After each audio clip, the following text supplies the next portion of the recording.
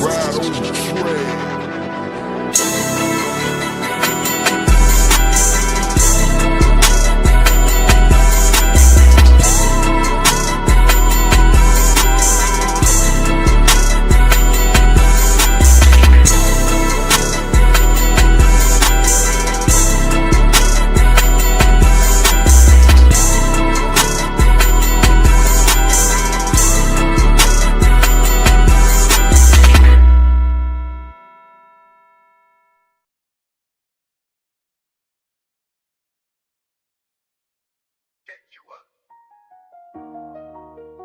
Like a tomato, hey, hey, Blakberry talk. Yeah, we up, no, we locked in. ATL, we run the game, check the top 10. Swing, swinging, Hawks fly, Falcons run it back. Every play, every take, yeah, we speaking facts. City behind me, we never gon' fall off. Talking that smoke, got to play like a call off. Falcons in motion, they running that route. Austin transition, we running them out. Brains in the post, yeah, they swinging for real. If you ain't tapped in, then you miss a field. Blakberry got them tuned in on the daily. Everything real, we ain't talking fugazi. Numbers on live, check stats, it's amazing. We calling plays like we work for the Navy. Blakberry talk, yeah, we up, no, we locked in. ATL, we run the game, check the top 10. Swinging, Hawks fly, Falcons run it back. Every play, every take, yeah, we speaking facts. Like, I've been on top of the wave. We talk sports like you part of the game. Know what I'm saying? I ain't gotta explain. I'm in the booth and I'm calling the plays. Never no bias, we talking about wins. Blakberry popping, they tuning again. Straight from the A, so you know what it is. If it's a tape, let me stand on it big. Falcons need rings, we know that it's coming. Hawks on the rise, you know how they grilling. Brains in the home, we copping the bottles. ATL up, yeah, we eating the column.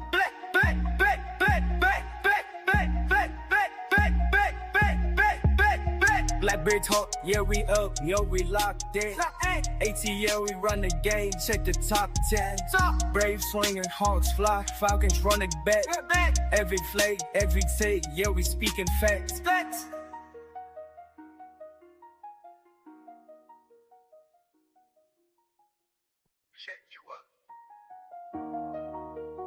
Like a tomato,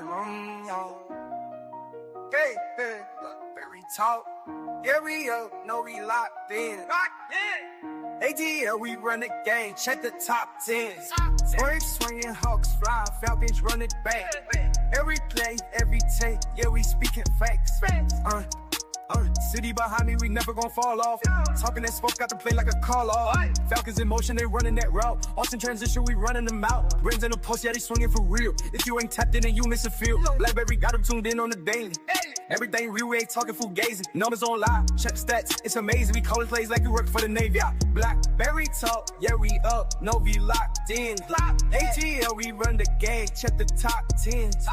Swinging, Hawks fly, Falcons run it back. Every play, every take, yeah, we speaking facts. Like,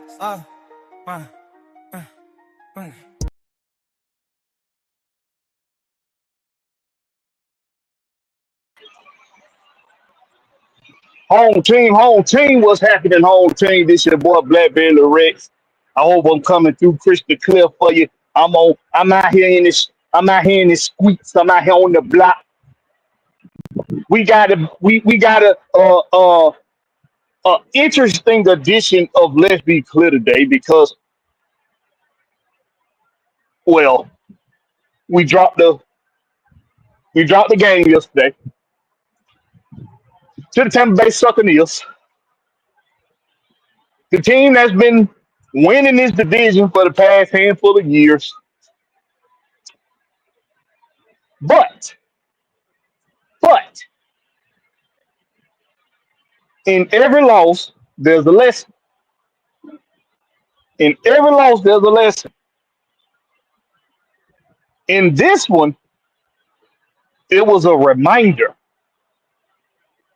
It was a reminder in this, and we gonna dive into that in just a little bit. But before I do, of course, I got my ace always by my side, always holding it down from the depths of Georgia. Big Will, the Georgia Reaper. Big Will, are you with us?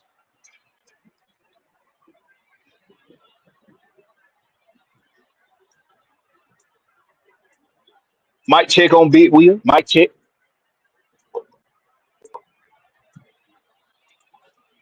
All right, Big Wheel might not be with us right now. But listen, yesterday, if you don't know, which you should, if you watching this, then you know.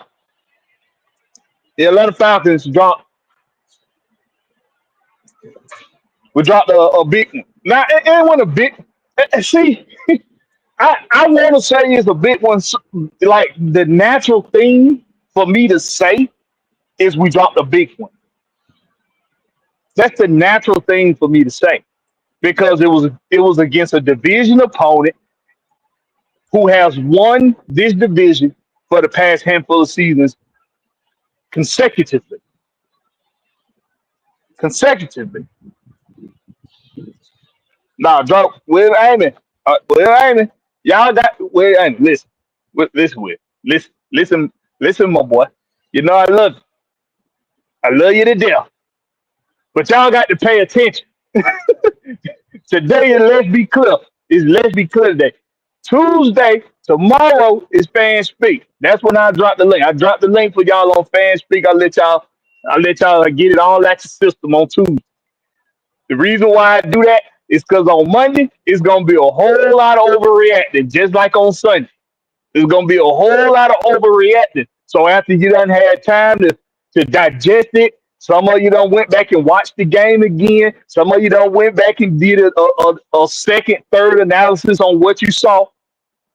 Now Tuesday, cooler, more rational minds can come give their takes on Tuesday on Fan Speak. Monday is overreaction Monday. Y'all know that. Monday is overreaction Monday. So we're not going. So we don't drop the link. We don't drop the link for Let's Be Clear unless it's just like one of them days where I feel like dropping the link. All right. So listen. Now you good. You good. You good. You good. You good. You good, Will. You big part on this side. Let's see who all that came through, man. Well, let's see who all that came through. We got Michael. He first up on the dock. He first up. He first up the bat. He in the building. He say, "Black with the fire. What's up with you, my boy?"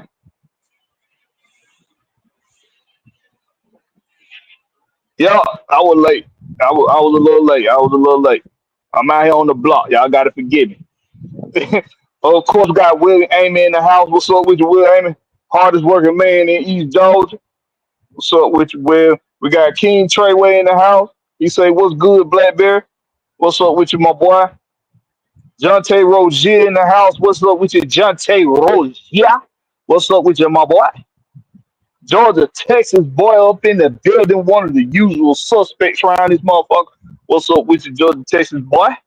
Hey, remember, y'all let me know if y'all can hear me clear now, because I'm out here on the block. Let me know if you can hear me clearly or not.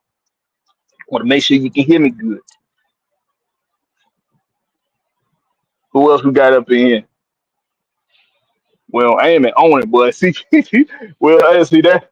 That's why I don't drop it till Tuesday. Will, aim. That's why I don't drop it till Tuesday. Yeah, it's a lot to improve on. Will, aim. It is, it is. But that boy was going crazy. He was going ham in the chat. We got Dre Murphy up in here. He say what it do, what the business is. Everyone, how y'all doing and feeling on this Monday afternoon? What's up with you, Dre Murphy? Murphy, the one and only. The one. I'm gonna put another the in there for my boy because he deserves that. Dre Murphy, Murphy, the one and the only. Dre Murphy, Murphy. What's up with you, Dre Murphy? Who else we got up in here? Prince KL 89 in the house. He say, "Let's be clear. I'm pissed." And feel like there was a piss poor preparation. We had plenty of opportunity to win that game. Man, we gonna talk about it. We gonna talk about it, man. We got Southside up in here. You say, "What up, Blackberry and Will? What's up with your Southside?" Three Daddy, one of the OGs in the game up in here. What's up with your Three Daddy? He was in the house. He was at the game. He had a He had a front row seat for all the shenanigans. Got ATL 251. He say, squad. What's up with you, my boy? Squad. Yes, sir. Oh, who get a pink slip? Three Daddy say you get a pink slip, bit with you slipping. You slipping, bit with you get a pink slip. And we got ATL Leo, the local heathen, the resident heathen in the building. What's up with your ATL Leo? You ain't missed nothing yet, my boy. We just not getting things started. So, as I started out the show saying, hold on, let me get out. Let me get my shit up here. As I started out the show saying, excuse me, in every loss, there's a lesson. In this particular loss, there's an abundance of lessons. Lessons for the players, for the coaches, lessons for us, the fans, and it's also lessons for the rest of the NFC South. I'm gonna start there. You the resident heathen ATL Leo with all your extracurricular activities that you don't want nobody to expose your ass for. I know what you be doing. Nah, man, shout out to ATL Leo, man. One of the loyal compadres up there. I know. What's up with you, my boy? ATL Leo said Raheem ain't learned nothing. Ooh wee, boy. Ooh wee. We about to get it. Hey, Will, say, hold on, let me see.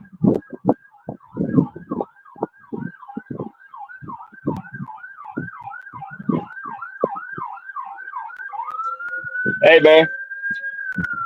That right, man. Apologies if you hear the sirens. Y'all know how it is when y'all here on the block. Y'all know how it is. Then we That's too close what to it happened now. when you on the block, boy. That what happened when you're on the block. That what happened. Welcome to the life of a trucker, goddamn. But hey, man, I'm the first lesson in this loss. I'm gonna start with Big Will is to the lesson the rest of the NFC South learned in the Tampa Bay Falcons loss. This the first lesson for the rest for the Skanks and for the Panthers. This the lesson they learned, and Tampa too. Even though they won, they learned the lesson too. When this Falcon team put it all together, when Zach Robinson figures out that you cannot be conservative and soft in a game plan in an approach when you're going up against a division rival, especially. But when you jockeying for position in your division, you cannot be conservative when you have the firepower you have. You cannot be conservative. Tampa learned when we put this shit together, they gonna have to step their game up. They know they escaped out of here yesterday they escaped with a victory. They escaped with a victory. They didn't take off with a victory. They escaped with a victory. We gave them that game yesterday. The rest of the NFC South learned that this division gonna be between Tampa and Atlanta. It's gonna be between Tampa and Atlanta. The most important thing to take out of that game yesterday, if you're not dissecting the game and you just going off of what's on what the face value of that game, the most important thing to take out of that, I see it. The most important thing to take out of that, there were no turnovers in that game. There were no turnovers in that game. Even though we supposed to goddamn got about four on from their ass. We had our hand on the ball at least 3 or 4 times on Yeah. defense. At least 3 or 4 times, and we didn't come up with a turnover. But that's why I say if you just look at it at face value, you look at this and say, damn, there were no turnovers in that game yesterday. and you only had one blunder, and that was the fumble by um MPJ. As disappointed as we are as a fan base, that was a controlled football game, which lets me know that even in our disappointing loss, we had control in that game. Even at times when it didn't look like we did because of the mistakes that were being made, it was a controlled football game. Tampa, with that offense, on probably most teams, they putting up 30 points based off of what they were capable of doing on third down yesterday. Because they converted some crucial third downs when it mattered. That's a 30-point game by Tampa in most cases. Now, we didn't get the sacks we wanted, but early and often in the beginning of the game, we was at Baker neck. We was at the neck like a bow tie. That's Yeah, something you to saying build that off of. pressure rate? You saying that pressure rate I sent you? Yeah, the Falcons was in the top 5 in the league for pressure on Yeah. quarterbacks when they drop back. They like 40 So and a that half that percent. they go back to what I was telling you yesterday in that post game shit. We missed a lot of fucking tackles, bro. Cause we was down. We missed a Yeah, but shitload of tackles. they don't sack though. When I think about missed tackles, I'm thinking about open field tackles. That's what I'm thinking about, like Shit, ball all on carrier count the with open same to me. field tackles. All on count the same to me. Mid tackle, mid tackle.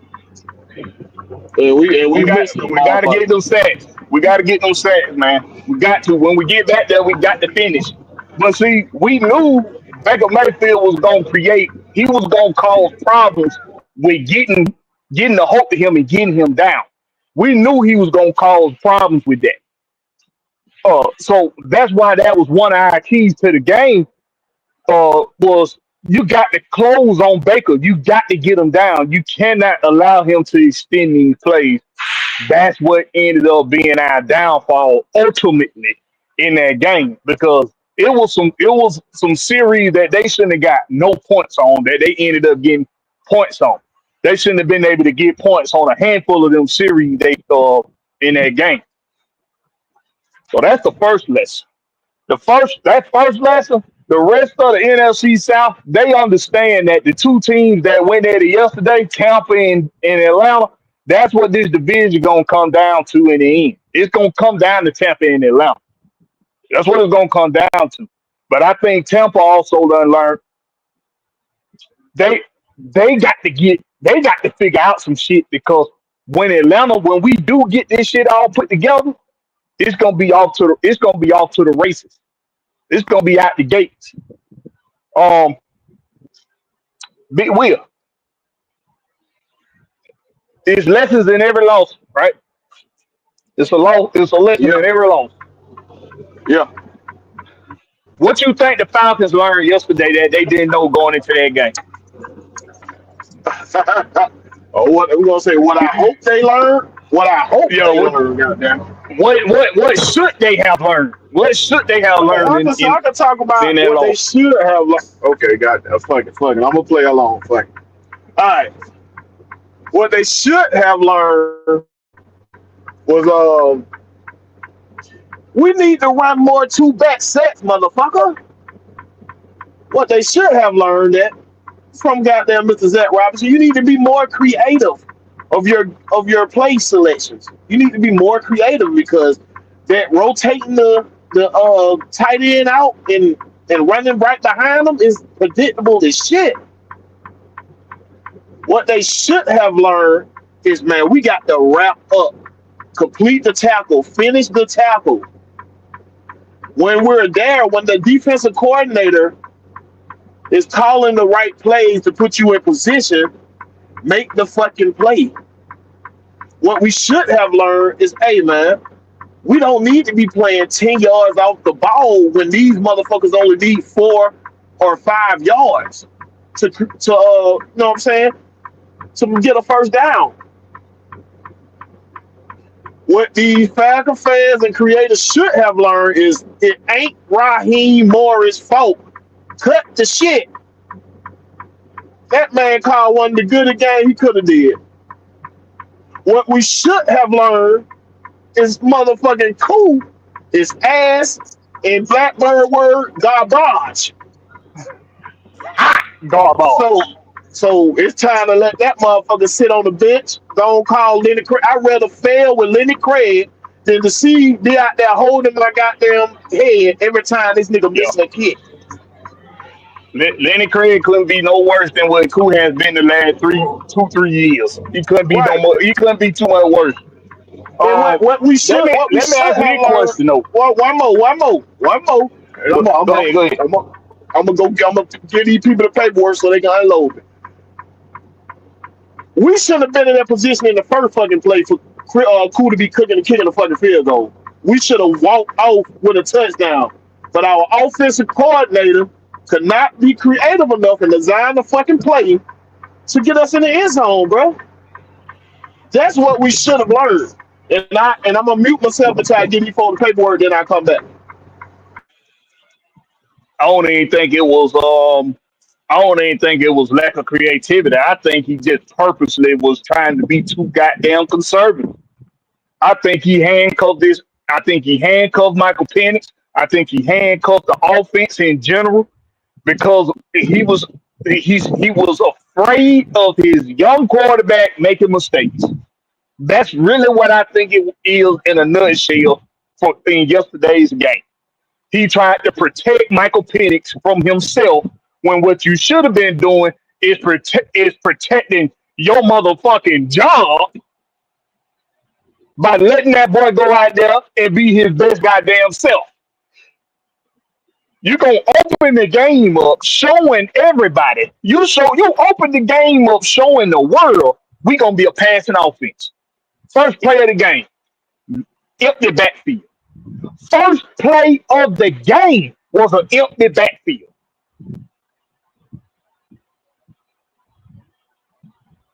You open up the damn game showing everybody that this about to be a passing offense, but you conservative in the damn passing plays? Somebody tell me how to make that make sense.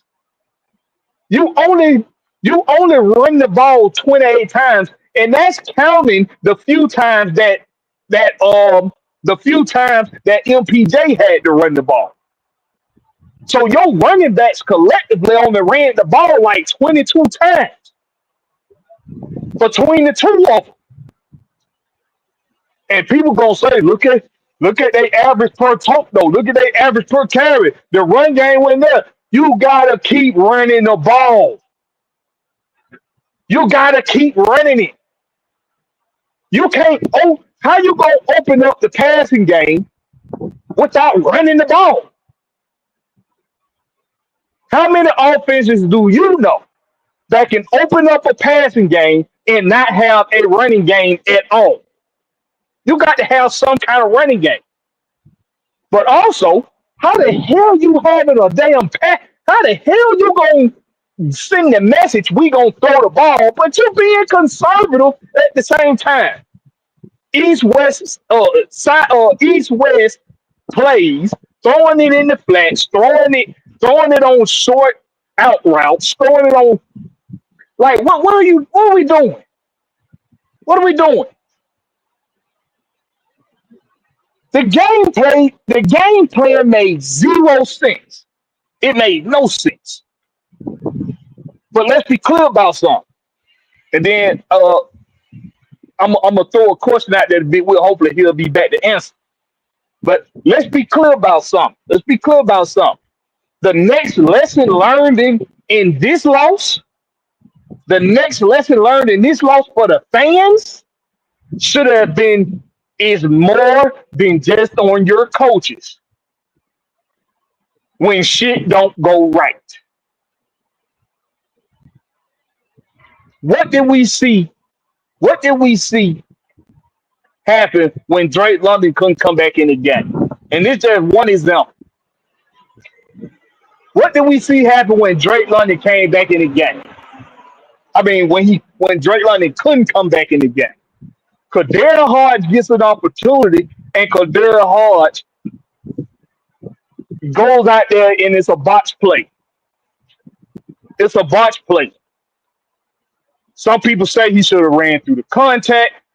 It was illegal contact down too far down the field, but it was a no call. But you're still supposed to run through the contact. You're still supposed to be able to run up under a perfect throw.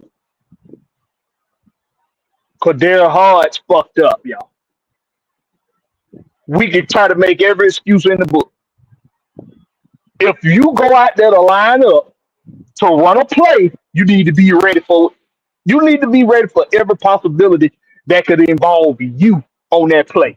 I don't give no excuses, especially to people that play this game professionally. No excuses. Well, he ain't used to getting the ball. I don't give a fuck. They sent him out there. He know the assignment. You got to be ready for any possibility that involves you. But he should have ran through the contact. He absolutely should have. He absolutely should have. Because Derek Hart fucked up on that play. Now, a lot of people saying I heard some people talking about the breakup that Carlos Watson or whatever what's that boy name? Washington. When Winfield broke up that throw, that could have been a walk-in touchdown on that last drive. That could have been a walk-in touchdown. Winfield made a great play, y'all. He made a great play. Michael Penix had to throw that ball away. Actually, I'm gonna keep it a buck. I got to go back and watch that play fully, but from what I remember, if he would have threw that ball in front of Washington, if he would have threw it in front of him, so that Washington could have ran up on it, that was in that. It could have been a touchdown caught in the end zone if Michael Penix make a better throw. But clearly, the route wasn't for him to keep running. The route was for him to turn around and look for the ball. That's what the route was, because that's the way MPJ threw the ball. He threw the ball in, and he threw the because Washington he turns around on that route, meaning that was a combat route. It was either a combat route or it was just one of those deep like hook fakes or something like that. One of them deep hooks. He turns right. So that's not on coaching, right? That's just a good play by Winfield on defense, not on coaching. It was a good play call. It was a little predictable because even Jonathan Vilma, dumbass. Let me stop calling Jonathan Vilma dumbass just because I don't like him. Just because I don't like his commentating and and he played for our rival team. Let me not call the man names and dumb and all that shit, but he does sometimes sound remedial. But even he called this out. He called that out before it happened. He called it out before it happened. So it was a little predictable. It was a little predictable, but it was still a good play call. That's not on coaching. What's on coaching is the play calling by Zach Robinson. Being conservative in the middle of the game and in the beginning of the game, not giving the offense some more room to play. And then getting down there when we finally make it into the red zone, mind you, we didn't make it into the red zone until the second half. In the first half, we never made it to the red zone. So we make it to the red zone, and we don't dial up plays for Kyle Pitts to use his size, to use his size and athleticism in the back of the end zone. Mike, check. Good, Mike. Yeah, screen y'all is not fucking with me right now. Southside said, "Yo, Blakberry Penix threw the case asked to protect him, but it was up. It was up the girls. It what up the girls? It would have been an easy touchdown. Hold on, up for grab. That's probably what he meant. Up the field. Yeah, if it was an up the field, If it was up the field, it would have been a touchdown. I don't think he threw it like that necessarily to protect Casey Washington. I think he threw it like that because the play design, the route design was for Casey to turn around on that play. But he had to get that ball on out his hand, and he wanted to throw Casey open as opposed to then Casey turning around and then waiting on the throw and giving Winfield or even better break on the ball where he probably picks it off. So I think the throw itself was the right throw. It was just more so a better play by Winfield. But Big Will, let me ask you a question. If you can answer,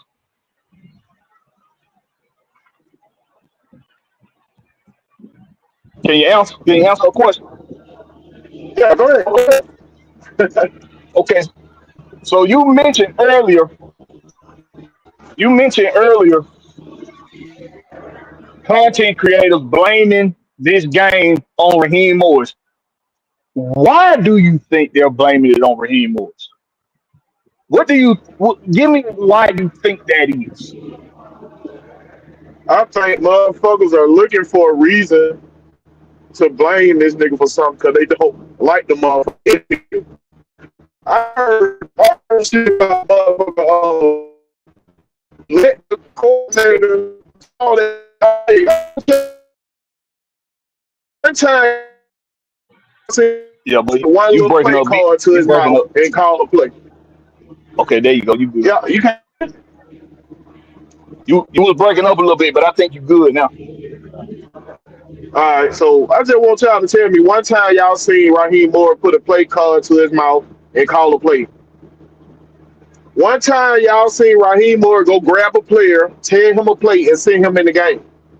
So now we're not finna keep using the easy route of blaming Raheem Moore when it wasn't his damn fault. He was doing the job. The motherfucker won 2 challenges. He won 2 challenges, and he supposed to won that third one. He was awarded the third one. He's supposed to won that big because Drake London caught that motherfucker. That shit did not hit the ground. But all that he was on it with these referees. He was doing the job. He was on it with the referees or whatever. And the toughest job I'm gonna have to put on him right now, bro, you're gonna have to make a decision about Coop because you gave him an opportunity, you gave him a second chance. But right now you gotta make a decision about that motherfucker. But the problem, the blame should be justified and go to who it need to go to, because your boy Jeff Ulbrich called a good fucking game. We didn't do what we need to do as players to finish the play, because every time you see a game and you see players in the position to make a play, that means the play call was great. It was on point. That one that got on Mike Hughes gave up a touchdown. Jesse Bates supposed to have been the Batman, the last line of defense, but he bit on the play. And that's how Baker Mayfield had so much room to throw that ball back there in the back of that end zone. Because if Jesse Bates were right there, that wouldn't happen. But Jesse Bates bit on the motherfucking play. It was out of position.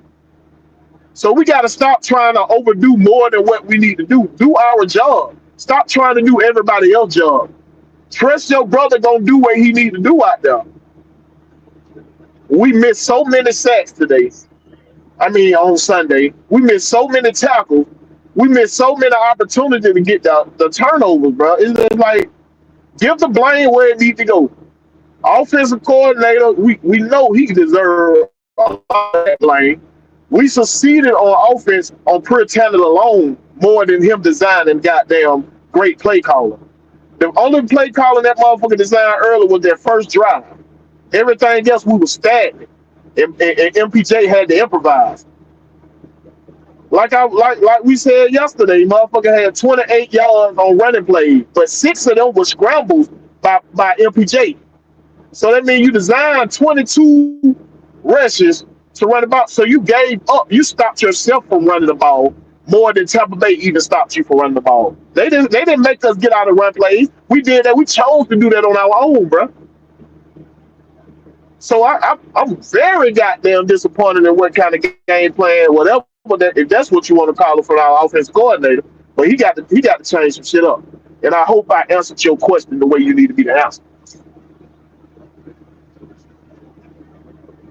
Yes, sir. You definitely answered it the way I needed you to answer.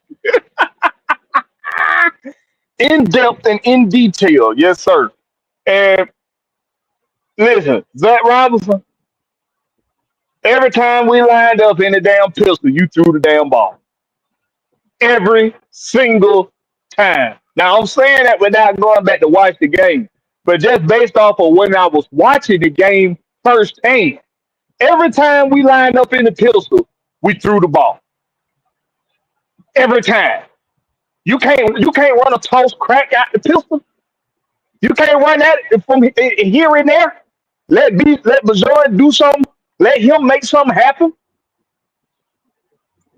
Why we throwing the ball out of the pistol every time we in the pistol? And the first time we was in the pistol, now this the only thing I agree with that he did from the pistol. The first time we went pistol, Tyler Algier was in the backfield. So you threw the ball. So you did something good there by not being predictable in the play calling, but then you was predictable in the play calling because you didn't run the ball not one goddamn time from the damn pistol. That's crazy, man. That was crazy. But this when we talking about Raheem Morris, Once you right? get through some, I got something to tell you, bro. Once you finish what you're gonna say, I got something I'm gonna share with y'all. All right. When we talking about Raheem Morris and we got people trying to put all this blame on Raheem, I heard a motherfucker ask some other folk who y'all want y'all next head coach to be. And I'm just thinking to myself, bro, see, this is why sometimes people need to pump the brakes. If you know you gonna overreact, wait before you put some shit out. Wait. Give yourself time to stop and fucking think. Because it was no point in this game where I looked at Raheem and asked the question, nigga, when you gonna do something? Now, one time, the defensive the defensive strategy in the game was nothing wrong with the defensive strategy. The Sometimes inconsistency one from the player, one time, one thing, Mike Hughes playing the 10 yards off when they needed to convert that first down. I didn't like that at all. That one part right there, I but ain't like see that worth of shit. but see I'm gonna be real with you. I'm gonna be real with you. If the pressure is better, that's not a bad idea. If the pressure is better. My Hughes was doing But a think good about it, job. Black Bear. If the pressure was What? there, they trying to get the ball like quick. All Mike Evans is doing the 5 yard go and slant right now. He's there for the first down. Yeah, So if but you bringing pressure, you need to play up, not you back. go back and watch when you go back and watch the game, you breaking up. You breaking up too, Will. When you go back and watch that game, Will, what something that you gonna see, bro, is that Baker wasn't getting the ball out fast. Baker was trying to let a lot of shit develop for at least for 3 seconds. It was a 2.5 to 4.5 second thing. He was Baker wasn't getting the ball out fast. He really wasn't. That whole game, Baker was letting shit develop before he got rid of the ball. He was really holding on to the ball too long in a lot of instances. But most of the plays that they was running, most of the plays that Josh Grizzard was running was slow developing plays. Why I don't know, but that's the game plan they came with. I'm pretty sure Tampa Bay fans trying to figure that one out themselves because I'm sure they happy with the win, but they know that they know they squeaked out of here with one. But if the pressure better, see most defenses don't have both outside corners pressing or playing close up to the line, playing close up on the line of scrimmage. Most defenses don't have, I'm gonna say that again. Most defenses don't have both outside corners playing close up on the line of scrimmage. That's most defenses. That's not something that's abnormal. Now, in certain situations, we looking at it where we gotta make sure we get the offense off the field on third downs, and it's a third and short, and we look at the number two side of the field, and he playing 10 yards off the damn receiver, and we like, hold on, bro, what's up with this? But see, we gotta know what the coverage scheme is in that situation. In that situation, that slot corner, he's probably not playing man. He probably gonna give some contact. He probably gonna bump the slot receiver, and he probably gonna stay in a zone coverage and play the underneath on the outside. He probably playing the hook or the curl right there. So you probably in a cover three scheme. You probably in some type of cover three right there. So I'm not gonna say that Mike Hughes playing 10 yards off the receiver in that case was not a smart thing to do. Because when I go back and I watch the tape, I guarantee you it's somebody playing that hook or that curl right there. But what we got to do better at is being consistent with with this revamped pressure scheme. We got to be consistent. I'm I'm not looking at the coaches. I'm looking at the players. I'm looking at Dorless and Rook, and I'm looking at David Onyemata and Zach Harrison and LaKale London and Leonard Floyd. I'm looking at them guys, and I'm saying, listen, early and often, y'all was at y'all was at Baker Hayes. Y'all was on his ass. What happened in the second half? Why? How did you lose? How did you lose that pressure that you was getting? How did you lose it in the middle? Because that's really what we lost it in. We lost that pressure in the middle. That's how Baker was able to escape a lot. He was able to step up in the pocket. Look at most of those play extensions that Baker did. He left the pocket by stepping up in the pocket, which means once again the interior defensive line not being consistent, not getting any push up front. So I don't even think it's really on Mike Hughes, bro, for a lot for that. Now Mike Hughes, now All right. on Can the y'all hear on me? the last touchdown to Ibuka, yeah, you got a good Mike. That last touchdown to Ibuka, that was on Jesse Bates. That was on him because but see what a lot of people not gonna say is you probably shouldn't have had Jesse playing the free safety. You probably should have had Jesse playing strong in them cases because let's be real, Jesse gonna take chances that he don't need to take a lot. That's just how he done became. That's how he done got to what he had in his career. He take chances. He try to make an educated guess, and most of the time he's right. But when he's wrong, you get touchdown to Ibuka in the damn end zone. He was wrong in his assumption.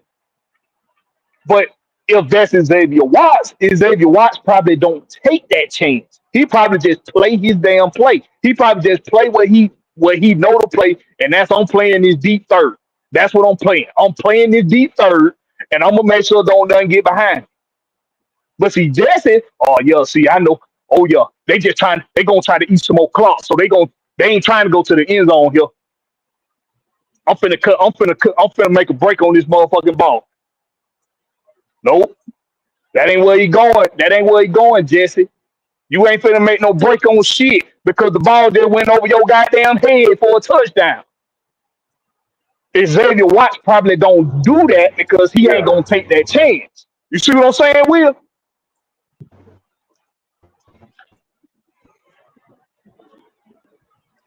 Go ahead, Will. Say what? Go ahead. You probably don't forgot what you said you were gonna say. What you I went on for a good minute though. Oh, but I'm gonna get to that, yeah. But what I'm gonna say on that, like Jesse Bates, you gotta know when to take them chances. That wasn't a chance for you to jump that route. Dude, they tried, or they was shooting for his ass a couple times. They showed you they were gonna try to go to his ass, so you supposed to stay back, man. Knowing you the last line of defense, you got to know, or you got to communicate with Watts, like, hey, bro, I'm finna take a chance at this shit. I need you to cover me on the back end. If you know you the last line of defense, bro, you got to communicate with other motherfuckers, bro. And I can't not say it wasn't Mike Hughes' fault, bro. Because if you playing 10 yards off, your first step should be forward, not backwards. You got to come forward, and you know they got to get 45 yards, bro. Step forward, let the goddamn quarterback know that you right there. I'm right here. I might be giving this nigga some cushion, but I'm right here. Don't try me. You know, you got to step forward. His first step shouldn't be backwards. He got to be forward, bro. But what I'm saying, I got to show y'all. I'm gonna pull up the goddamn. I'm gonna put up the snap counts, and I'm gonna show y'all something interesting.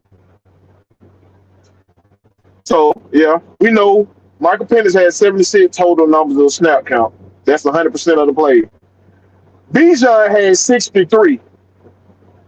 How many of y'all think Tyler Algier had?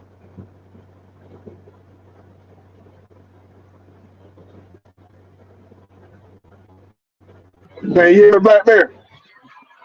Yeah, you going in and out a little bit. Say something. Say that again. You Can you going hear in me? and out a little bit. Yeah, I hear you. Yeah, you good. What's the last thing you heard? We heard everything. Heard everything. All right. So Bijan had 63. How many you think Tyler Algier had?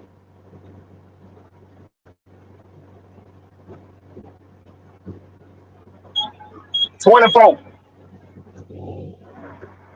19. So this let me know our coordinator, the goddamn, the creativity and the distribution of this offense, he is not good at right now, bro. Because 63 of 76, oh my God, 63 of 76.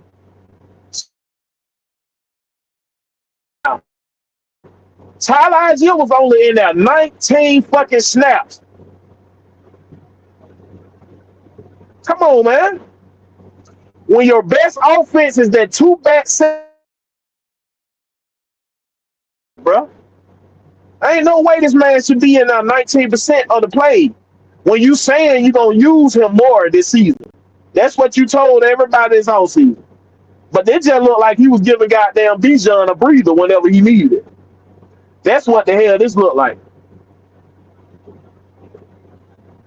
And let me bring up something else with some folks who were saying some people went in the game.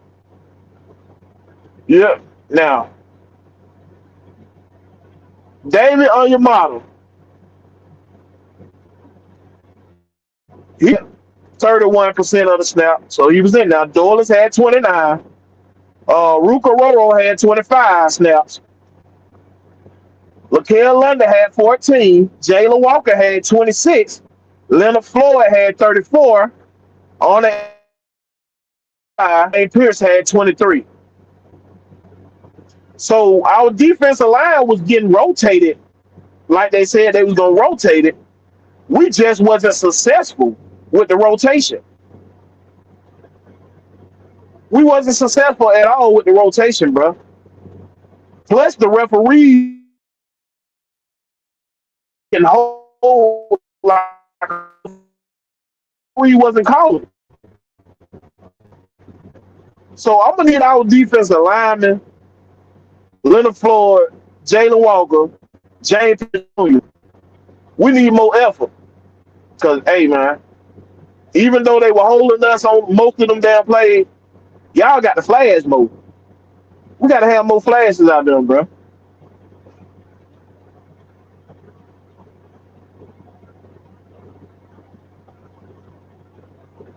Man, what happened to Blakberry?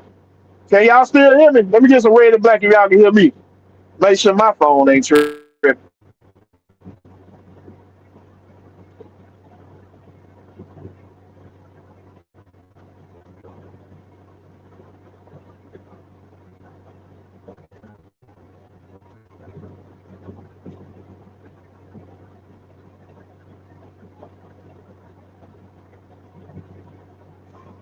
Might check.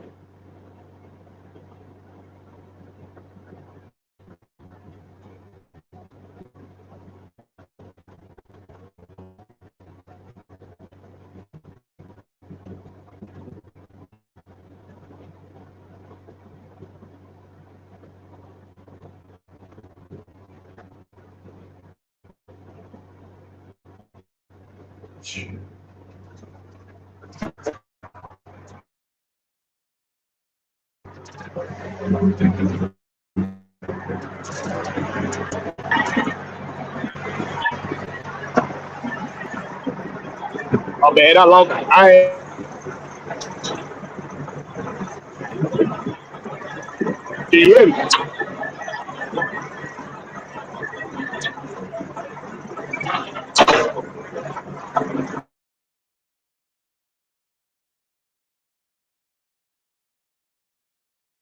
Mic check. Mic check. Check.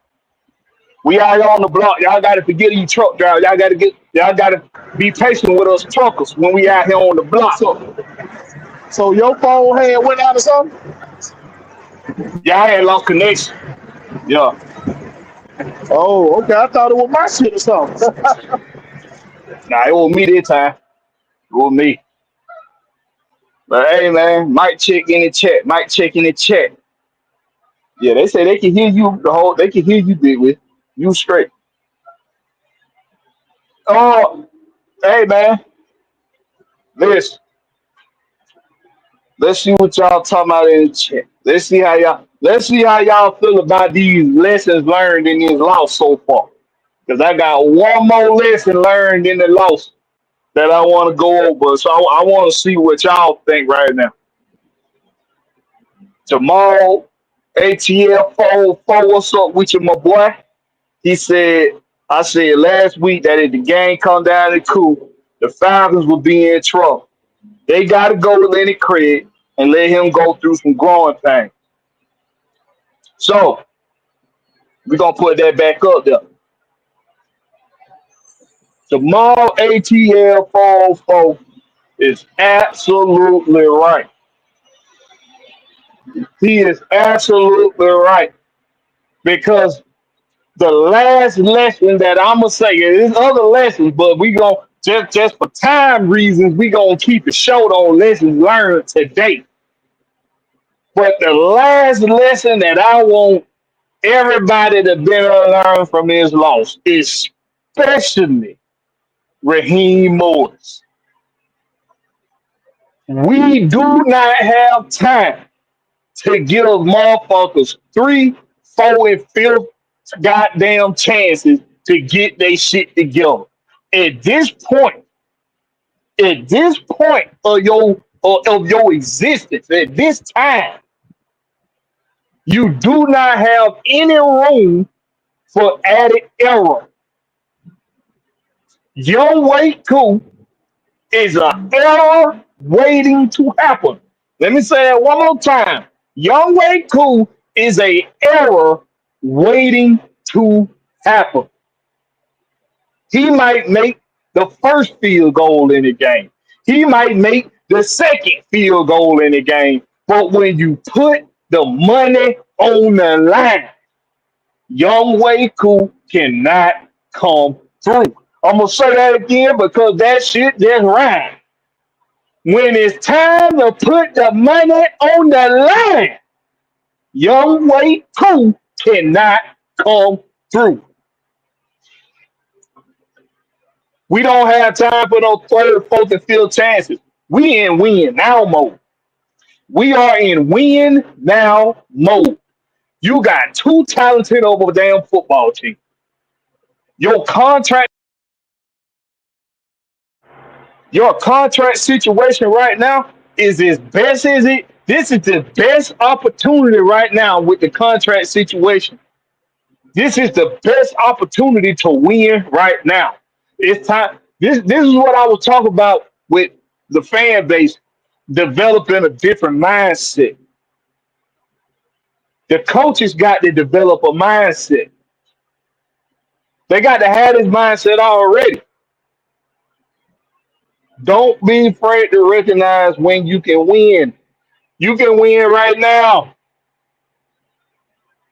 But one of the necessary moves that must be made, you got to sit Young Way Cool ass. You got to send Young Way Cool ass to the back of the goddamn bench. Go tell that some bitch to go sit all the way at the end of the motherfucking bench. Nigga, go ahead and bring Sit your your best ass novel to down. read. Bring your best novel to read. Bring the funny papers. Bring you a portable DVD player. Bring something. Bring something to keep your ass company all the way at the end of the motherfucking bench. And don't you even think about getting your ass up to warm up your goddamn leg. I don't give a damn what Lenny Craig go through. I don't care if he missed an extra point. I don't care if he missed 2 field goals. You go sit your motherfucking ass Yeah, yeah. down at the very end of the motherfucking bench.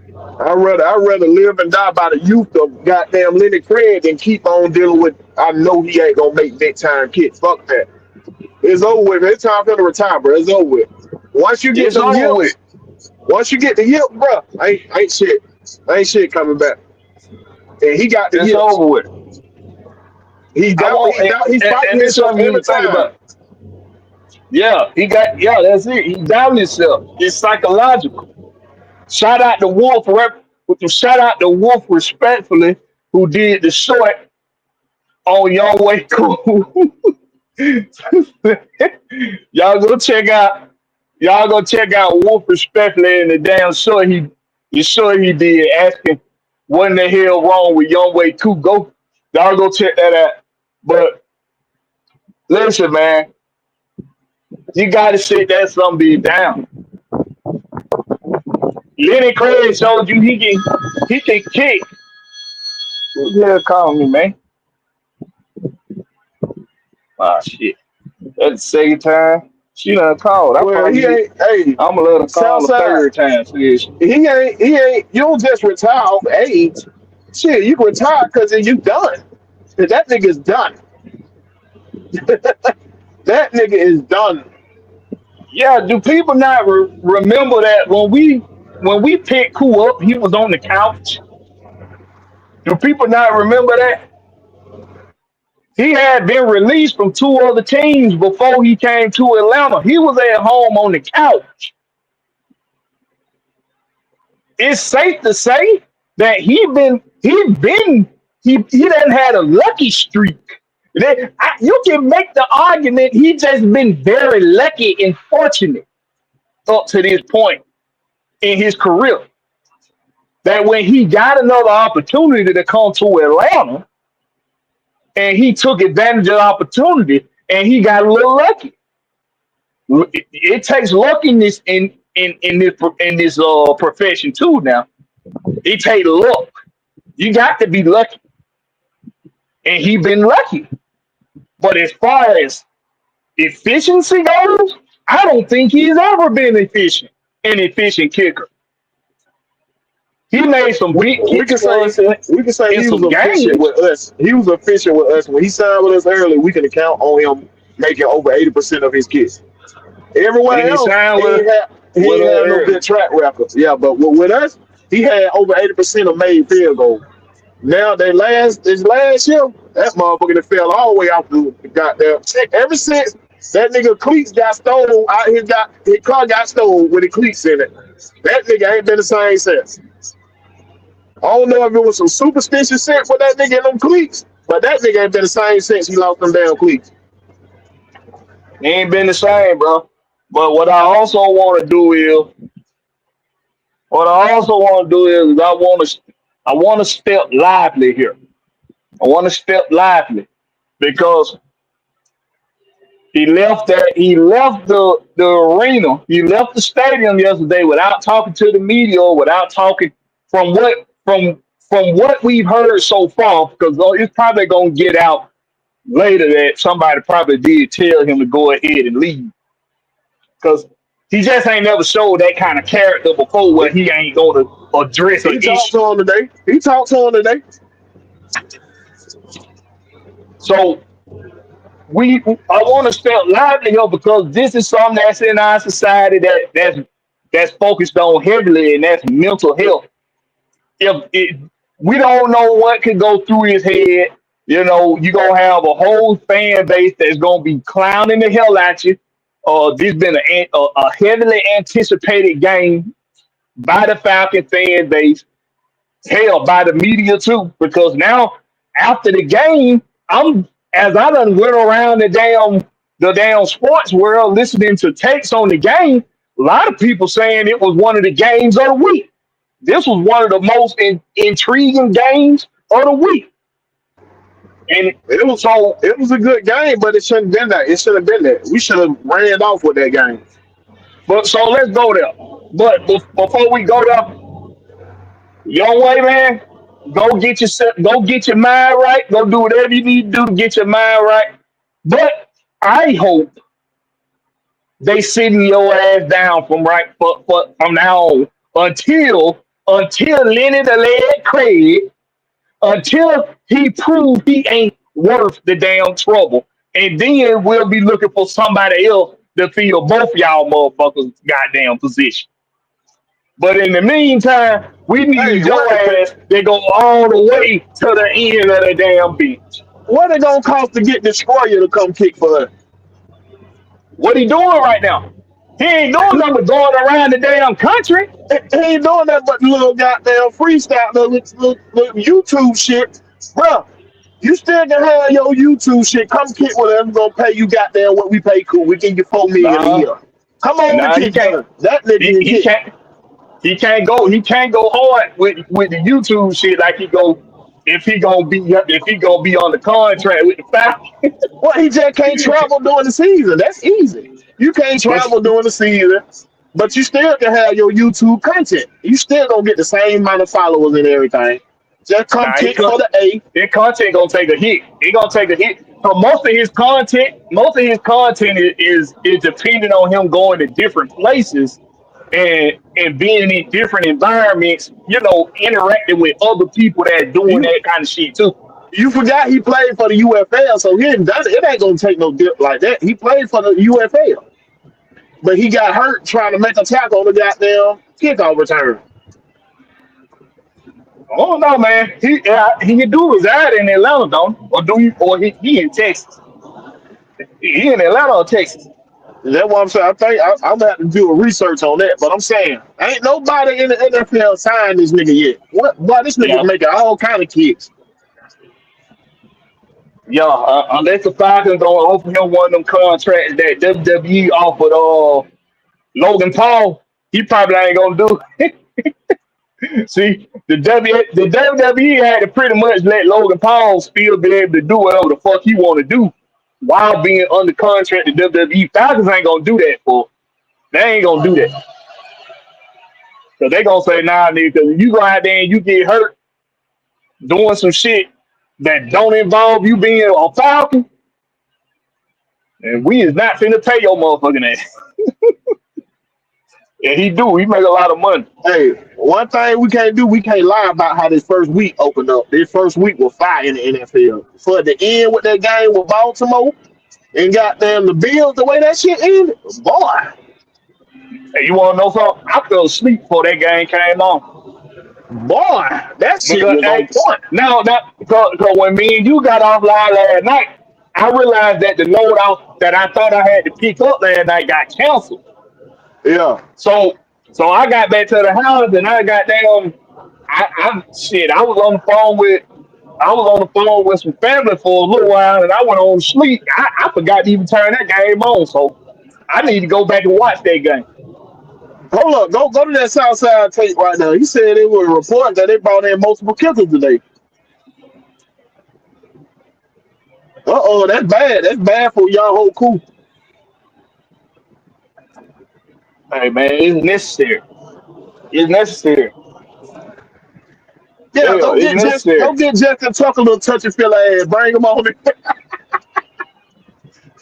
Yeah, Bring on yeah, Justin Tucker touch and feel ass over there, man. yeah. You gotta Bring his keep ass keep on. somebody keep somebody with him though. Don't let him be goddamn touching on everybody, goddamn. Yeah, We hey, we know a couple massage parlors he can go to and be as freaky as he want to be. Yeah, yeah. They and Tell him they come ain't gonna on. complain. They ain't gonna complain about you. They gonna take your money. They go ahead and be free to you want. Tell him to come on. Tell him to come on down. But shit, man, that's the truth though, bro. Like you need it. It's time to go sit that motherfucker down to the very end of the bench, nigga. Bring your blanket, nigga. Bring your goddamn. Bring your pillow and a blanket, nigga, because you finna camp out at the end of the beach, my boy. At the end, he might not eat with them bringing in kickers. He might not even camp out at the end. He might just be on to the house. Be Right, on to the house. right. What's up with you, Carl Thomas? Jamal ATF 04 say we can't waste 10 talent, especially on this rookie deal. We got our next franchise quarterback. All things Yeah, considered, I think the team will be good this year, but Zach Robinson got to step it up.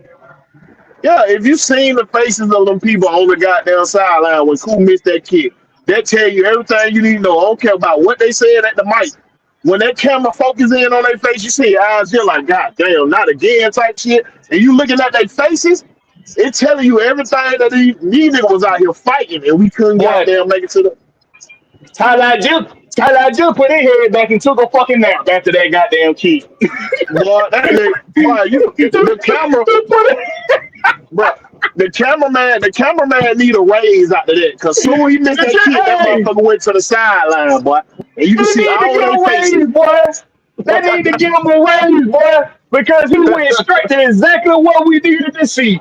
Everybody Yeah, on the sideline was like, man, this some bitch, you know. exactly. Nigga, we got but see, while I do agree when people say we shouldn't have been in that situation, but this the thing we got to remember, y'all. Kickers are there for a fucking reason. Tom Brady's first two Super Bowls was won off of the leg of his kicker And his defense and his kicker. Cause and his defense. Tom Brady, boy, he's a good ass quarterback, but a lot of time they won the Super Bowl because defense and special teams. I'm telling y'all, Defense and y'all go back special and watch teams. that shit. Watch that shit now. The kicker is special teams. If all his job is to do is make kick, he got to be a clutch kicker. Yeah, you can't be 50% as a kicker. You got to be over 50%, bro. You I got got to to be be able to over that rely. shit. I got to be able to rely on you when I put you out there. Anything under 50 yards, you should damn near be automatic. 44 yards should be a piece of fucking cake, bro. That nigga missed that shit wide, 40 wide yards. right. What was crazy is the most misses out of kickers over the last handful of years have been from inside of 50. They making the 50 yarders. They missing the precision kicks that require more precision. See, the 50 yarders is more power. So that means they ain't got to do a whole lot of angling the damn kick. They just got to make sure they kick it hard enough and straight enough. Hey, I like But I like that Southside last statement right there.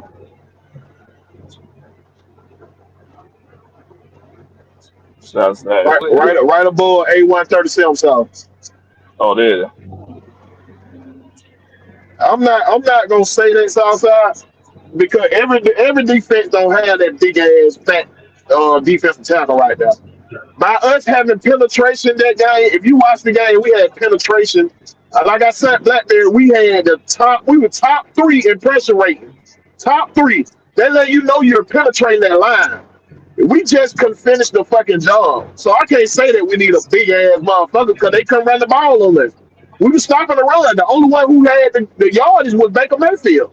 He had 40-yard rushing. He was a leading rusher. So we were stopping the run. We just couldn't contain Baker Mayfield, which I said we needed to do before the game. That's the first. That's one of the takes I told y'all we need to do. Contain Baker Mayfield. Don't let him get loose. But we did. We end up doing it anyway. That's why I say I can't do nothing but charge it to curse, bro. Because every defense, I don't care what defense we have, we can't stop a fucking running quarterback. When it seems so simple, we can't stop a fucking running quarterback. So you know what I mean. I don't know who it is. They need to go pray who they need to go pray to, and tell them to forgive whatever the fuck we did. Because hey, this shit ain't making no sense to me, bro. And let's also keep this a buck too. This is why you got to be scoring early and often because your defense gave you two consecutive 3-and-outs in the beginning of the game to start the game. Two consecutive 3-and-outs. Two consecutive 3-and-outs. You scored on your opening drive, and on your second drive, you didn't score after a 3-and-out. Your defense comes back out, gives you another 3-and-out, and you go back out there again and do not score. That's Yeah, not scoring early and often. right. And he started getting loose when we started playing that man coverage. That everybody head turned away from him. Y'all leaving that shit wide open.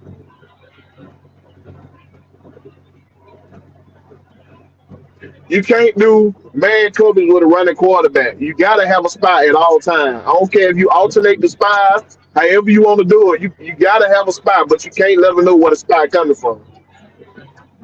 It seems so simple that we all can see this shit that the coaches can't see. I'm confused. Yeah. Carl Thomas said they stopped spying them. Thing is, you can't spy all game long. You can't spy all game long. You Some can't spy, but you can put it in zone. So when you put it in zone coverage, that means everybody's eyes is on the quarterback. So you can have us in zone coverage and goddamn run a man to zone press what they call like a coverage. Run that man through that zone to his next goddamn contact. That's what you got to do. I don't see enough of that these days in the NFL. Run that nigga through the next motherfucking contact. Get him out your zone and you control your zone. We ain't doing that, bro. Your zone yeah, ain't just yeah, going to sit in a piece of grass and but just this the holding that thing spot. though. This the thing though. The coverage yesterday wasn't bad. No, it was the missed tackle, like I've been saying. We missed The too many coverage fucking tackles.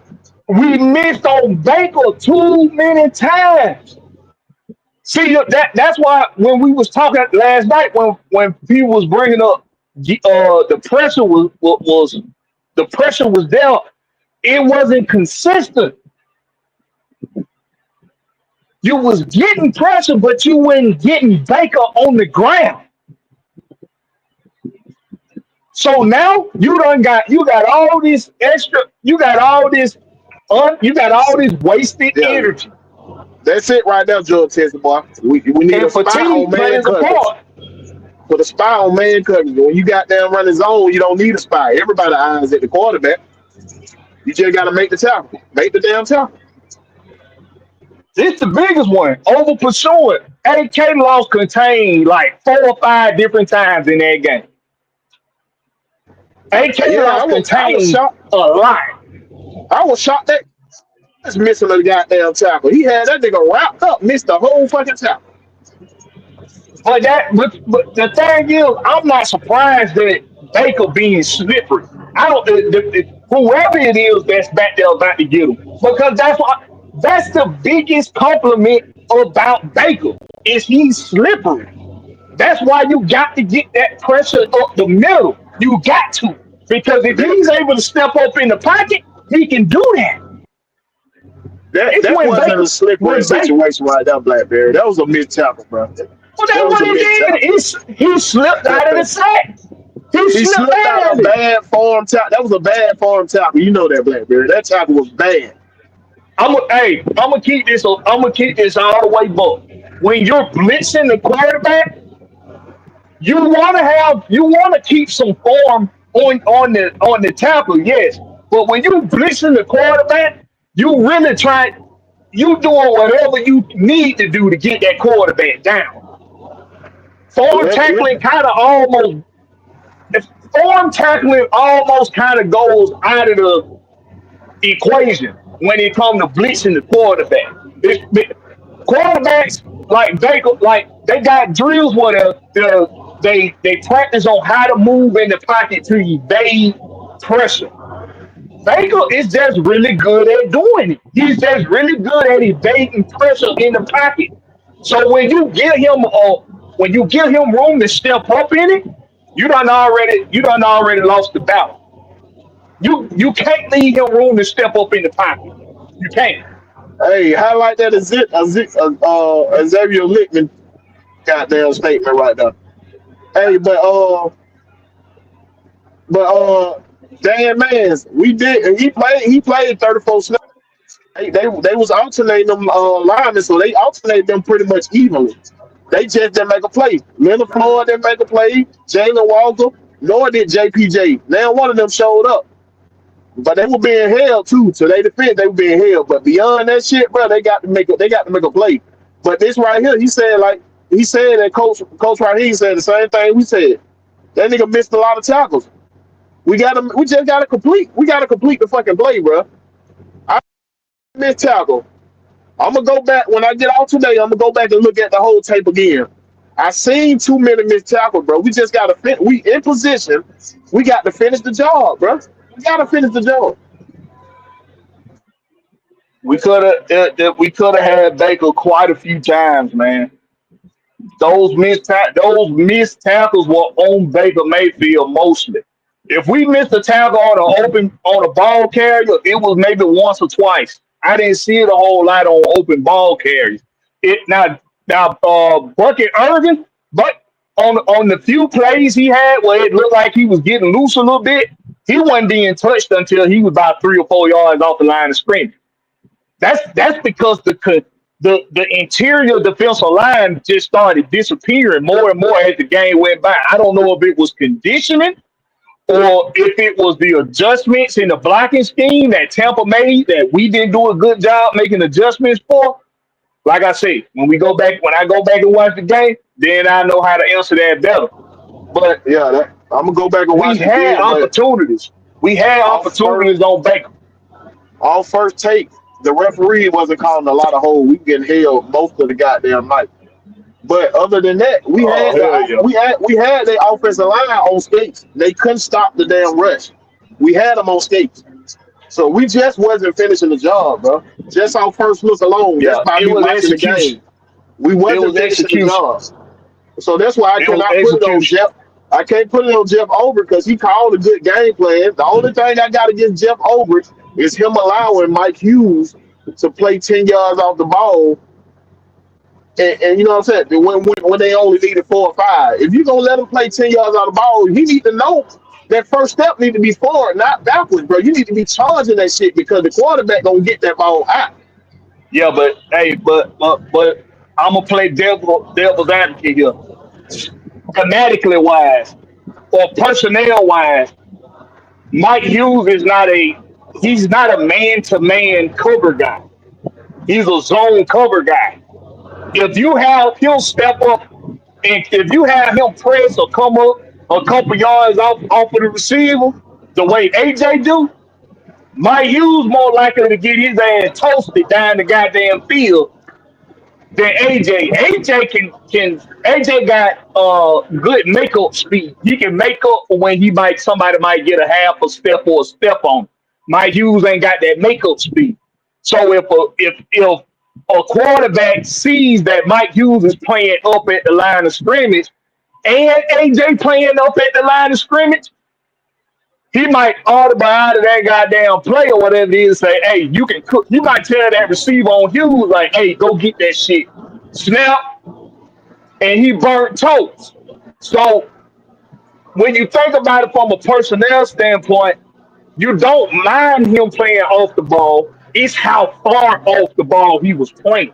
He was playing That, a that's little too that's what far I'm off. saying right now, Blackberry. I don't mind them playing off the fucking ball, but your first step need to be forward. Don't back up no more. Why the hell you still backing up? Go forward. They only need 4 yards to make the first down. Why are you still backing the fuck up? So that's what I was talking about earlier. He spoke to the media today. Yeah, I gotta go look. I'm not. It's really time for me to get off the block. So I'm about to go head back to the Crizzy and we gonna start closing that out. But before we do, hey man, the last the last lesson learned in this loss. We done talked about what the team done needed, what hopefully what the team learned from it and the coaches learned from it. We talked a little bit on what the fact or what the rest of the division should have learned from that game. Now I want the fans.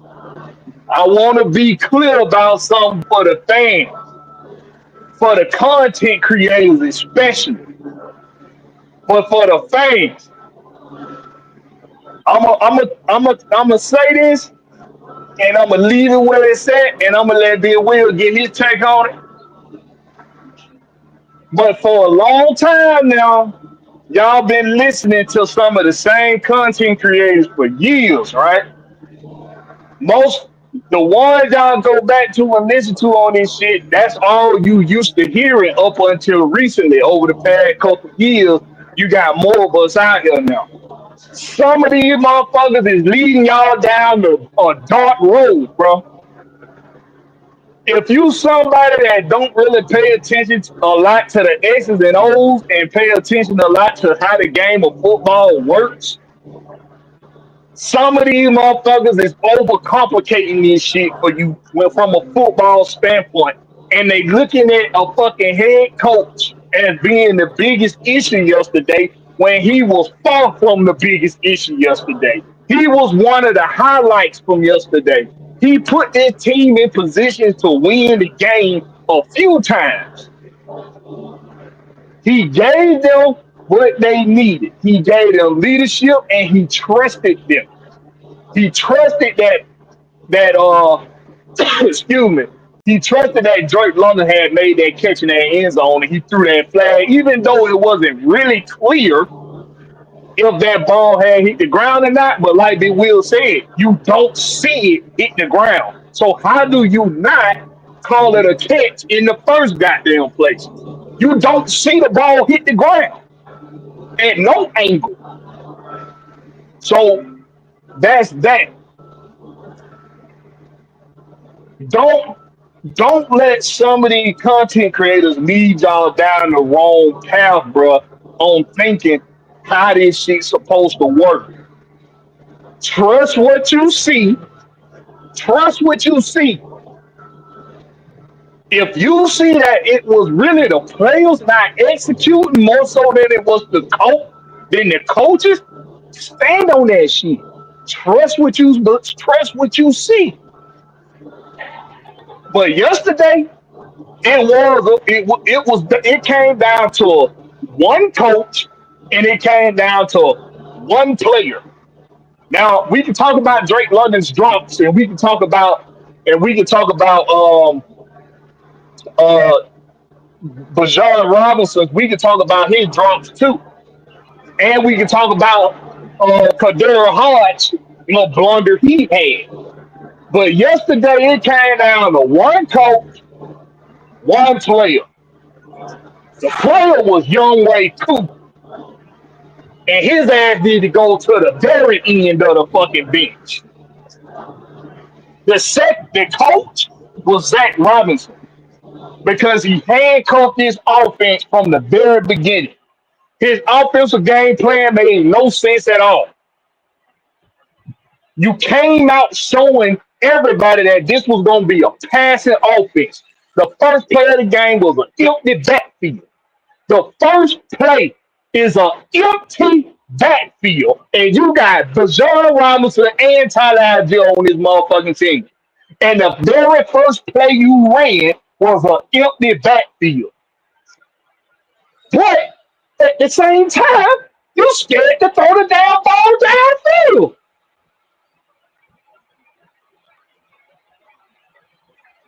Conservative as fuck. Too conservative. We saw Ray McLeod in the fourth quarter be a masterful fucking route runner. You could have been doing that all game long with Ray. We saw Drake London. Yeah. We saw Drake London be able to box out DBs. You could have been doing that all game. We saw Kyle Pitts being a reliable check down guy. You could have been doing that all game. Lean on your backfield, sprinkling your receivers. You could have been doing that all fucking game. But the shit you was doing, it's like you was trying to be the Timu version of a Kyle Shanahan offense.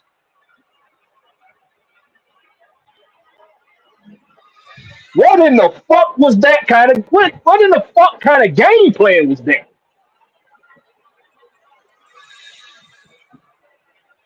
But I tell you one person who it ain't on, Raheem Morris,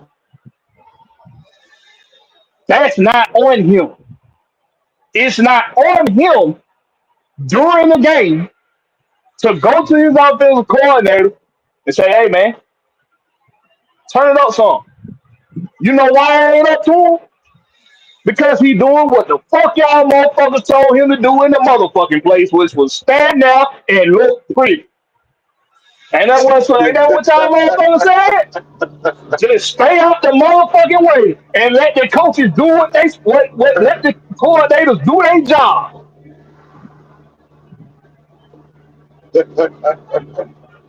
So Jeff Ulrich and Zach Robinson, that's who you ought to be goddamn putting your god. If you want to put it on coaching so goddamn bad, you need to be looking at your coordinators.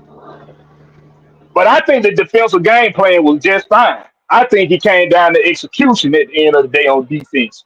Same thing on mostly it came down to execution on defense, but it was Zach Robinson on offense. It took too long for him to go to Kyle Pitts and goddamn fucking Ray Ray. Both of your big third down converters. You took too long to go to these folks, bro. It went back to the Bijan show again. It went back to that shit. And you trying to make Michael Penix the goddamn all-star of the game. I told you, don't make him the all-star. Use him as your knockout punch.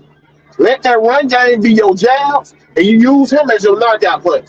Once you soften up that defense, you go over the top with him. But you were doing too much pass. This man had 42 pass attempts. That's too damn many. We only the rest of that the running backs only touched the ball 22 times, bro. That is crazy. On the ground, y'all. That is crazy. Bajan led all receivers in receiving. Because the motherfucker was on there 63 snaps. He had 63 snaps of the 76 snaps. When were you gonna get this motherfucker breathing? We gonna cover some of that tomorrow on Fan Speak when we drop the link for y'all to come on and give y'all take on the game, give y'all take on the upcoming game for next Sunday night primetime game against the who the fuck that is we playing that week? Who we playing that week? I don't forget. Yeah, Southside. That was crazy. I brought up a stat earlier talking about all the snaps they had. Bijan had 63 snaps. Tyler Algier had 19, bro. And they both had 25 yards each rushing. That's crazy. He wasn't using it. He wasn't using his backfield right, bro. He wasn't using it right. And he You got got me until he Washington up in here. What's up with you, me Washington? what's happening, what's happening. Until he meet himself in the mirror and all, we gonna continue to have these problems. He gonna have to look himself in the mirror and say, I got to goddamn use my oh my god. He said he didn't know the talent last year. What did it look like this year, y'all? Y'all think he know the talent this year? Don't look like it. What in the fuck, boy? Don't look like it. Because how you don't throw a fade to neither Kyle Pitts nor Drake London not one motherfucking time when you finally make it in the red zone. How you don't throw a fade? How you don't throw it up for Kyle Pitts in the back of the end zone and he's 6'7" going up against 6 foot and 6'1" motherfuckers and 6'2" motherfuckers, 5'11", 5'10" motherfuckers. How tall Winfield is? Winfield ain't number like 5'10", 5'11". They ain't got a linebacker barely over 6 feet, 6'1". That goes back to what How I the was hell saying. the hell you don't throw that shit up for Kyle Pitts at 6'7" in the back of it? What they used to do That with go Jimmy back to what I Graham? was saying though, Blackbear. Hold on. We got to do What they used to do with Jimmy Graham, bro? let What him they box used to out, do let with him box it up. what Yeah, throw it up there. what they used to do with Antonio Gates and Tony Gonzalez?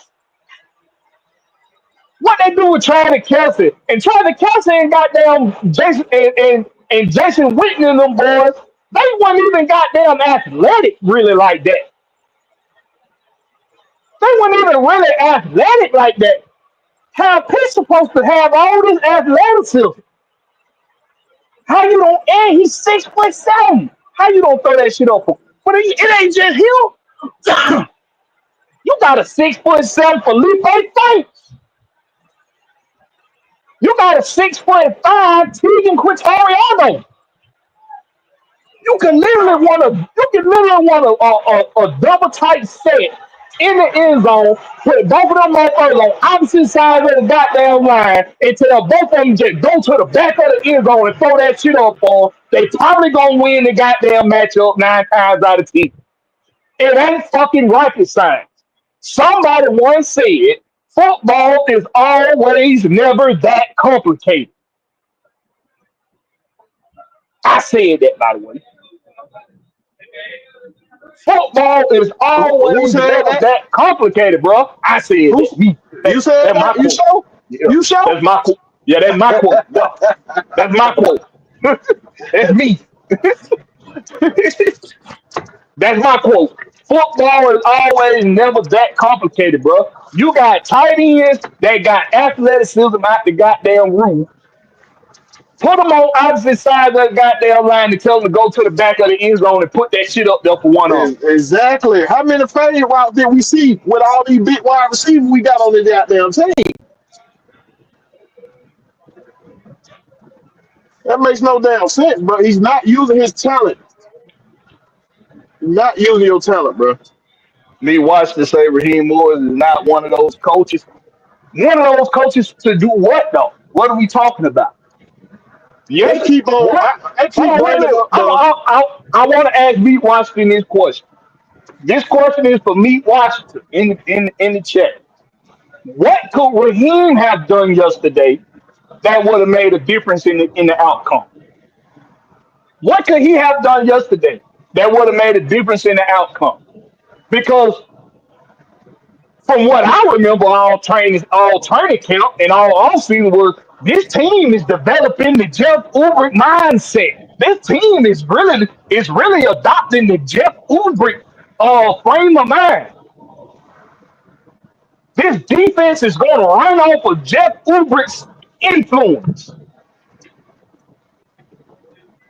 What could Raheem Morris have done yesterday that would have made any motherfucking difference in the outcome? That's for me, Washington and answer. While you answering that, I'm gonna answer Dave. We gonna answer Dave D's question. He say serious question. Can Zach really call plays for real? For real? Does he really know his personnel? Oh, you that? Oh, you already answered that. You already answered that. Hey, hey, Don't look like good, look, good question. damn good question. Damn good question. Jamal ATL 44 says exactly Blackberry and Big Wheels. Zach Robinson does not utilize his playmakers. I saw too many check downs yesterday. They went. I'm gonna be real with you, Jamal ATL 44. Some of them that you think was check downs were play calls. They weren't even check downs.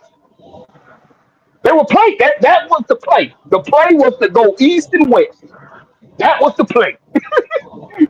That was the damn play to throw And a east and lot, a west. lot, a lot of the success we were having because our quarterback was improvising. So like And we just got damn good athletes. that's what I'm saying. We ain't had. He ain't showed me nothing where he has set up a play for us to succeed out here. He ain't showing me enough of that. That's what I'm missing. I need to see that. Oh shit, my damn headset done uh disconnect. What up? Me watch to say, hold on, y'all bear with me. All right, me watch to say, get in somebody's face, throw a fit, something. He has no fire in him. Okay, so me watching just want to see. He want to see more expression Somebody out get of cussed Raheem out Morris. on the camera. That's what you want. Somebody get cussed out on the camera. Now let's think about how many of those coaches have winning records in this league. You don't always have to be the fiery, up in somebody's face type of guy, but you got to have somebody on your staff that does provide that fire. He got people on his staff that does provide that fire. He don't have to holler at everybody. He can let his people do their job like y'all been asking for, like he's been doing. He's sitting there letting his coordinators do their job. He got guys on the sideline that can chew these players out. But if you listen to a lot of these players, they tell you Raheem was getting your ass too. Just because you don't see him do it on camera doesn't mean he ain't getting these players ass. We gotta stop wanting, like, how many times y'all see Kirby Smart? Yeah, he be cussing motherfuckers out, but he don't come up to the media and cuss somebody from the media.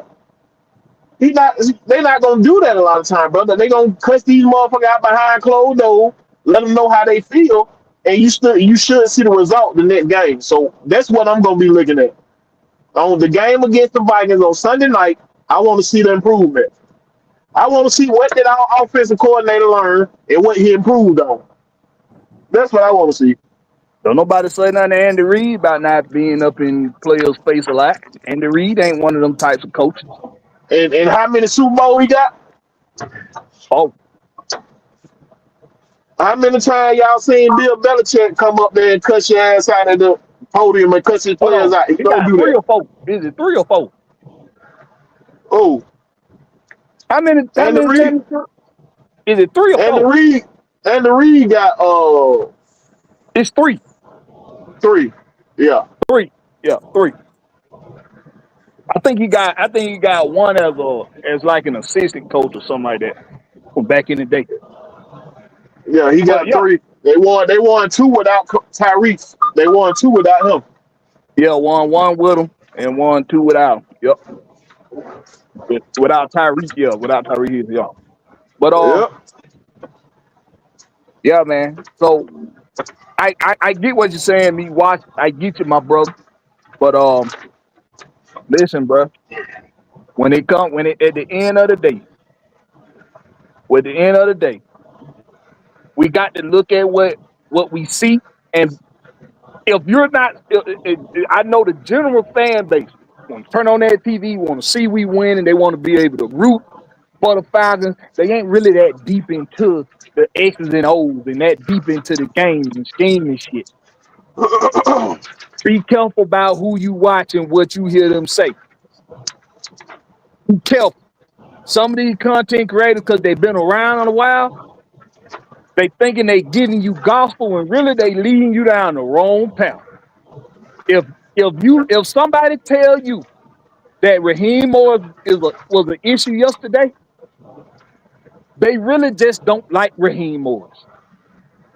And this Let's be coming from real. We all hold on. But this okay. coming from Yeah. somebody that's coming from somebody that did not want Raheem Morris. I didn't want him.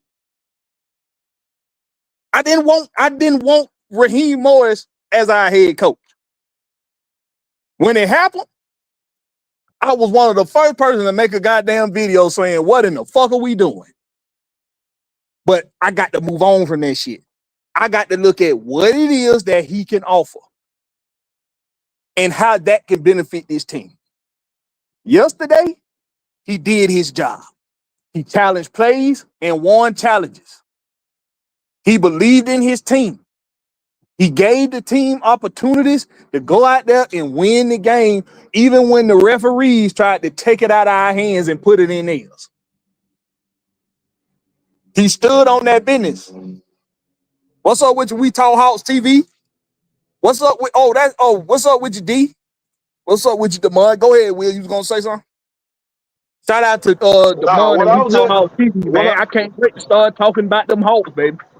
what I was just about to say is shit. Let's be real. We all listen to the same people. We all the listeners, that the fans and everything, the Atlanta Falcons fans, they listen to all the same content creators.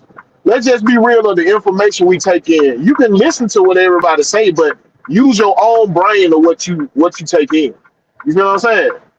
You know how it is. You if you out here in these streets, you can hear what somebody say, but you use your own brain to goddamn determine the intent. It's just like that, but just use your own brain to what you take in, bro. You can listen to all these content creators, but use your own brain and knowledge of what you know about football to what you take in, bro. That's all I'm gonna say about that. Yeah. So hey, just trust what you see, man. Trust what you see. Trust what you see. If you saying that Jesse Bates blew his coverage, that ain't on Jeff Uber. That ain't on coaching. Jesse went where he was supposed to be. He wasn't. The defensive line not being consistent in their penetration throughout the game, that's on them. They not executing now. They were early and often. And then somewhere around the middle of the game, they lost their footing. Maybe it was the adjustments that the offensive line made in the protection scheme. We didn't. Now that would come down to coaching. The defensive line coach I did think not make the proper adjustments so his guys could continue to win their matchups. I think they were just getting frustrated of the whole call they wouldn't get, bro. That's what I really think it was. They were getting frustrated of not getting any holding calls. It was just goddamn wasn't going 100% all the goddamn time. But I think they was getting frustrated not getting them holding calls. Yeah, they was That's what I think it was right now. the holding was egregious, and they was swallowing the hell out that damn Wilson. And I know a lot of people been getting on our boy Ruka for getting that roughing the passer. Y'all listen. That was a bullshit call. If you running after a motherfucker like Baker, who like I say, he a slippery motherfucker. If you running after this nigga on a rollout and he throws and you simultaneously lunge out at him, he didn't try to bring him down. You didn't see Root try to pull him down. You didn't see Root give him a blow to the head or none of that. That was not roughing the pass. That was a bang bang play. So you can't call that roughing the pass. That was bang bang. That's a bang bang play. And Baker Mayfield, you got to give it up for Baker Mayfield for that Oscar LeBron flop he did. Yeah, that little Oscar ass performance he put out there. We got to give him that shit. He did. He got an Oscar for that shit. Yeah, boy. But hey, man, it is what it is. It's lessons in every loss. We gonna go ahead. We gonna go ahead and wrap this one up. Got fan speak tomorrow. Big Will, go ahead, give them your last whatever else you want to say about whatever else, and we're gonna close it out. Hey, man, y'all make sure y'all hit that like button. Y'all know we bringing y'all that heat over here. Hit that damn like button. But y'all follow me at Will the Georgia Repo and everything, man. Make sure y'all go to my YouTube page, like, share, subscribe if you ain't did so. Make sure y'all follow me Wednesday nights on everything Atlanta sports. And man, whatever AFN got going on, if I got time and they drop the link, I'm down. Y'all already know. All right, man. So y'all make sure y'all do what it do. Go to Will the Georgia Reaper on YouTube and make sure you subscribe to his channel as well. Get them subscribers back up. Let's get them subs back up for my boy and for myself as well, man. We got to bring back certain segments that's getting a lot of goddamn special requests. Yeah, I know y'all like seeing your boy in the rich pit. Go ahead, get them subscribe up. So hey, man, I got to see how many more I need. I probably need like 15 more subs, and we're gonna bring it to the pit. I was really saying I wasn't gonna bring it back at first. I was saying I wasn't gonna bring it back till I was at 500 again, but because it's at such a high demand right now. Yeah. We get the 200 subs, we'll bring back the segment, bring it to the pit, and then y'all can know all about that and what it's about. Hey man, but we appreciate y'all for coming through and listening, man. It's not the end of the world, y'all. This game was a reminder. This game was a reminder that this division gonna be a tough division to win because it's really gonna come down to us in Tampa. Baker ain't no hope. And we Foles said ain't no that hope. we Mike said that Evans when a ain't lot no of people hope. tried to downplay him. I said if you let him get loose, he'll make you pay, and that's what happened. We let him get loose, and he made us pay. Yup. I'm gonna put it down here in the chat for you, Paul Thomas.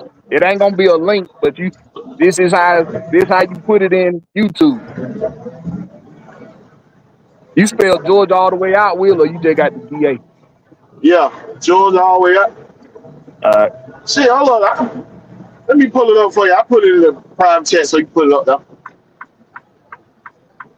uh, hey, I'll do that. Hold on. you be careful out there. You be careful. Hey, you ain't incriminating yourself. You put yourself on No, mute. no, I pulled over. I pulled over. We good. We good. Uh, Yeah, I can't afford them tickets. I'm good on that. yeah, hey, Paul Thomas, I agree with that wholeheartedly. Falcons got. Hey, something else. We gonna get into this a little bit more too. But because y'all know we dropped the link on Tuesday for y'all on Fan Speak, so make sure you tune in It's in tomorrow that for Blakberry. Fan Speak. It's in that, bro. Let me copy and paste this and put it in the chat for y'all.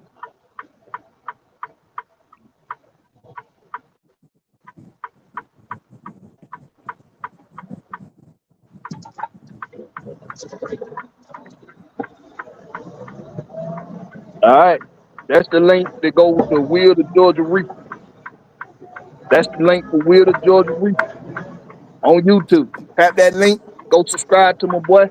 Let's get everybody. Let's get these stuff. Me and him both our channels was hooked. We were monetized, and they took our damn channel.